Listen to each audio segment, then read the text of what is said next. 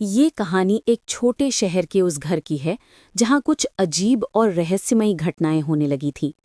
हर रात लगभग 2 बजे घर की छत से किसी के चलने की हल्की हल्की आवाजें आती थी। पहले तो परिवार ने इसे अनसुने किया। अरे माँ, पता नहीं कौन है जिसने पूरे गांव की नींद हराम कर रखी है। अगर वो मुझे एक बार मिल जाए ना, मैं उसे छोड़ूंगा नहीं। लेकिन जब ये रोज होने लगा तो चिंता बढ़ने लगी। राहुल, जो घर का सबसे छोटा और निडर लड़का था, इन आवाजों की जड़ तक जाने की ठान चुका था। माँ ने उसे कई बार नहीं रोका। बेटा, तुम इस रहस्य को पता करने की कोशिश मत करना। अगर इस दौरान तुम्हें कुछ हो गया तो मेरा क्या होगा? ले देकर मेरा एक ही तो लड़का है। क्योंकि मोहल्ले में ये अफवाह फैल चुकी थी कि ये कोई साधारण बंदर नहीं बल्कि किसी आत्मा का रूप है। लोगों का कहना था कि ये बंदर कभी दिन में नहीं दिखता, ना ही किसी को नुकसान पहुंचाता है, बस रात के सन्नाटे में छत पर घूमता रहता है। एक रात राहुल ने साहस करके टॉर्च उठाई और छत पर चढ़ गया। वहां अंधेरा था और हवा में अजीब सी सिहरन।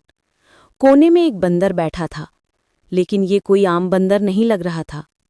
उसकी आंखें किसी इंसान की तरह गहरी और स्थिर थीं। वो डरता नहीं था, भागता नहीं था। राहुल ने जब टॉर्च की रोशनी उसकी ओर डाली तो बंदर ने दीवार पर अपने नाखूनों से कुछ खोदना शुरू कर दिया।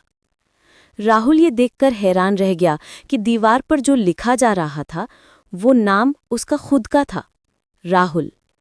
डर के मारे वो नीचे भागा और रात भर अपने कमरे में दुबका रहा। अगली सुबह जब परिवार और पड़ोसी छत पर गए तो दीवार पर सचमुच वही नाम खुदा हुआ था, राहुल।